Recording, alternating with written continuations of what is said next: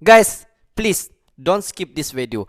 Guys, dikatakan Komando Cadangan Strategis Angkatan Darat, di mana dia dikenali sebagai Kostrad di Indonesia. Hari ini kita akan tengok sedikit dokumentari mengenai Kostrad di Indonesia, guys. Jom semak video ni. Hello guys, Bismillahirrahmanirrahim. Assalamualaikum warahmatullahi wabarakatuh. Allahumma salli ala sayyidina Muhammad wa ala sayyidina Muhammad. Guys, welcome back again to my YouTube channel. Aku Musa dan ini adalah channel YouTube aku, Musa bin Muhammadrin Channel. Kepada subscriber, kepada viewer-viewer di luar sana yang baru saja terjumpa ataupun yang baru saja masuk ke Musa Channel, jangan lupa guys untuk memberi sokongan kepada Musa Channel dengan menekan tombol subscribe, like dan komen di bahagian komentar di bawah. Dan kepada subscriber, kepada viewer-viewer di luar sana yang sentiasa menyokong Musa Channel daripada dulu sampailah pada masa kini, aku mengucapkan ribuan terima kasih guys. Hanya Allah Subhanahu Wa Taala saja yang mampu membalas jasa kalian semua, dan aku hanya mampu untuk mendoakan semua daripada kalian di luar sana agar dipermudahkan segala urusan, dibukakan pintu-pintu rezeki, dihidarkan, dijauhkan daripada segala malapetaka dan juga dihidarkan daripada wabak COVID-19. Amin amin ya rabbal alamin. Guys, seperti biasa hari ini kita akan buat sedikit lagi video reaction kalau kita tengok di channel Penerangan Kostrad. Dan hari ini kita akan tengok sedikit mengenai dokumentari Kostrad, di mana Kostrad ni merupakan salah satu pasukan pemukul strategis TNI Angkatan Darat guys di Indonesia. Tapi apa-apapun, mari sama-sama kita semak video ini. Seperti biasa di ujung nanti baru kita akan bagi sedikit reaction kita mengenai pasukan Kostrad di Indonesia guys. Apa-apapun, jom kita semak video ini. Guys, welcome to channel Penerangan Kostrad, Tentera Nasional Indonesia guys. Wow. Seriously, aku first time dengar nama pasukan Kostrad ni guys. Komando Strategis Angkatan Darat.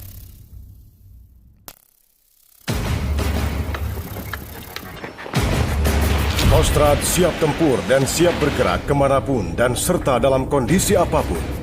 Setiap saat tanah air memanggil, maka para prajurit Kostrad memenuhi panggilan tersebut dan siap menjalankan perintah.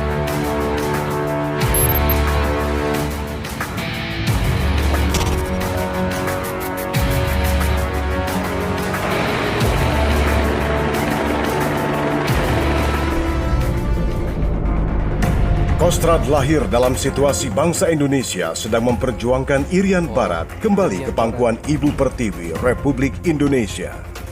Pada tanggal 6 Maret 1961, dibentuklah Cadangan Umum Angkatan Darat atau Caduan. Dalam usia yang masih muda, Korps Tentara ke-1 Caduan ditugaskan ke medan perjuangan Trikora di Irian Barat. Pada tanggal 1 Desember 1962, dalam satu kajian bersama Menteri Panglima Angkatan Darat, Panglima Operasi Mandala, Mayor Jenderal Soeharto, mengemukakan konsep pembentukan Kostrad. Konsep tersebut kemudian ditindaklanjuti dengan Surat Keputusan Nomor 178, garis miring 2 Romawi, garis miring 1963, tentang pengubahan Korps Tentara ke-1 Caduan menjadi Kostrad. Kostrad telah turut serta menentukan sejarah perjuangan bangsa Indonesia.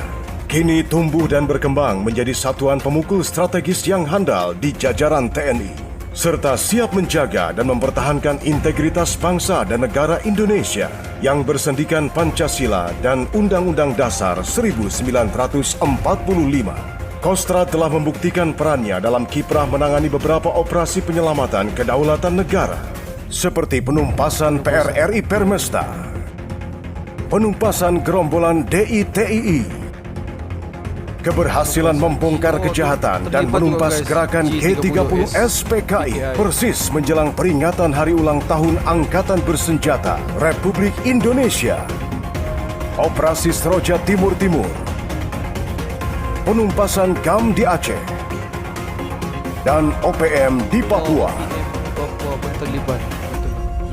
Sebagai pengakuan dan penghargaan atas Dharma Bakti Kostrad bagi bangsa dan negara, melalui keputusan Presiden RI nomor 005 garis miring PK garis miring 1968 tanggal 17 Desember 1968, Kostrad dianugerahi Samkarya Nugraha. Dalam menjalankan tugasnya, Kostrad didukung organisasi yang solid. Pangkostrat dibantu oleh seorang kepala staf dan jajaran asistennya, eselon pimpinan, pembantu pimpinan staf, dan badan pelayanan yang berkedudukan di ibu kota negara. Diperkuat oleh eselon pelaksana yang dipegang langsung oleh 3 panglima divisi yang prajurit pendukungnya tersebar di seluruh Indonesia. Saat ini, markas Kostrad berkedudukan di Jakarta. Kostrad memiliki 2 divisi infanteri yang handal dan 1 divisi infanteri sedang dalam proses pembentukan. Masing-masing bermarkas di Cilodong, Jawa Barat, Singosari, Malang, Jawa Timur, dan Karyango, Sulawesi Selatan. Sebelumnya saya sampaikan, perhatikan, selama perintah operasi saya berikan, tidak ada yang bertanya. Dan catat hal-hal yang penting, kehormatan dan kepercayaan diberikan kepada satuan kita. Maka laksanakan tugas dengan sebaik-baiknya. Cocokkan jam. Cocokkan jam. Cocokkan jam. Hitungan mundur dari saya. 3, 2, 1, selesai.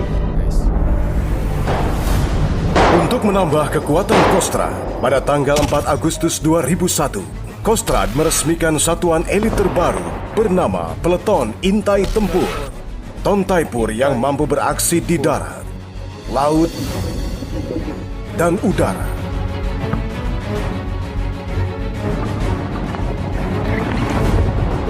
Sesuai kualifikasinya, Taipur terjun untuk misi infiltrasi, pengintaian jarak jauh ke wilayah musuh, dan melakukan penghancuran terhadap sasaran-sasaran penting secara cepat, tepat, dan tuntas.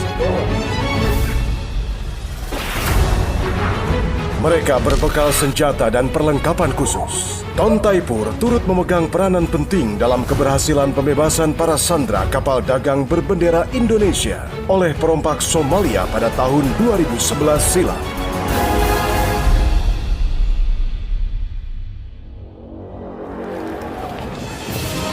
Sejak awal berdiri, prajurit Kostrad selalu berada di garis depan. Penugasan operasi dalam negeri, penugasan pengamanan perbatasan wilayah kedaulatan NKRI. Kostrad aktif dalam tugas kemanusiaan, membantu korban bencana alam, melaksanakan pengobatan massal, menjadi guru di pelosok tanah air. Pasukan Dharma Putra juga disegani di kancah internasional dalam berbagai misi perdamaian PBB. Untuk penugasan luar negeri, pasukan Kostrad tergabung dalam kontingen Garuda, diterjunkan di Mesir, Kamboja, Kongo, Vietnam, Iran, Irak, Somalia, Bosnia Herzegovina, Lebanon, dan terakhir di Sudan. Kostrad tidak hanya terdepan di medan pertempuran, tapi juga dalam operasi militer selain perang, seperti operasi penanggulangan bencana. Kostrad berperan aktif dalam upaya menunjukkan pada dunia internasional bahwa bangsa Indonesia memiliki tentara yang tangguh dan tak bisa dipandang sebelah mata.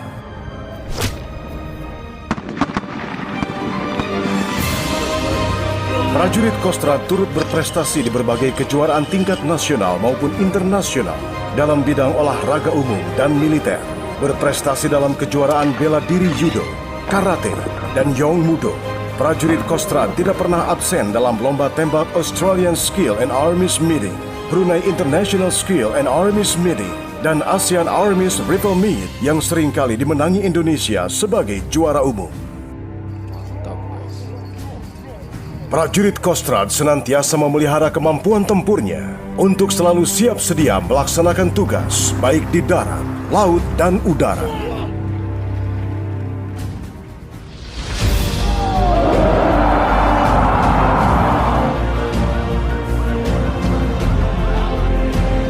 Bagi prajurit Kostrad, tugas di atas segala-galanya karena tugas adalah kehormatan, kebanggaan, dan harga diri. Citra dan martabat prajurit Kostrad diukur dari keberhasilan dalam pelaksanaan tugas. Cakra!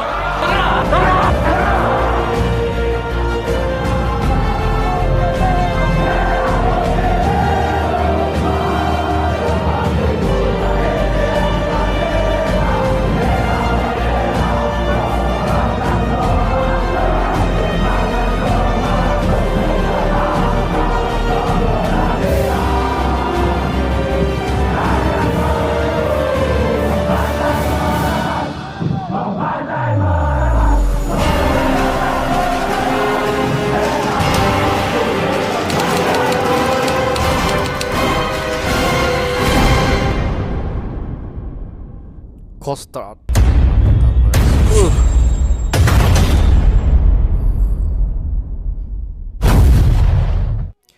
Komando Cadangan Strategis Angkatan Darat ataupun lebih dikenali sebagai Kostrad, guys. Rupanya kalau kita tengok Kostrad ni mula terbentuk sejak pada tahun 1960 semasa perjuangan dalam peperangan Irian Barat, guys. Di mana pada tahun 1960 Kostrad mula ditubuhkan untuk membebaskan penjajahan di Irian Barat pada ketika itu. Di mana kalau kita tengok Kostrad di Indonesia ini memiliki salah satu jumlah pasukan yang dirahsiakan dan selalu pasukan ini bersiap siaga dalam pelbagai operasi dan hanya menerima segala arahan daripada Panglima TNI di Indonesia untuk menjalankan misi-misi rahsia.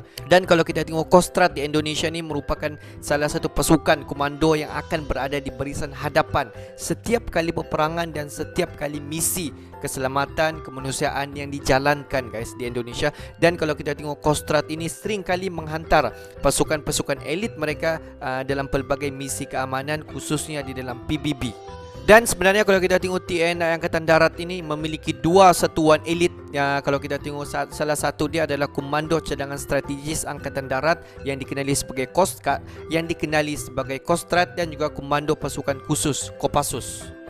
Di mana kalau kita tengok Kostrad di Indonesia ini seperti yang di video tadi, mereka mempunyai equipment ataupun peralatan senjata yang tersendiri, guys. Di mana semua daripada kita faham bahawa Kostrad di Indonesia ini menjalankan misi-misi yang memang sangat-sangat bahaya, di mana mereka ini memperjuangkan kedaulatan di Indonesia. Jadi kelengkapan alat-alat ketenteraan yang mereka gunakan memang berteknologi yang sangat-sangat khusus di dalam salah satu misi yang mereka jalankan.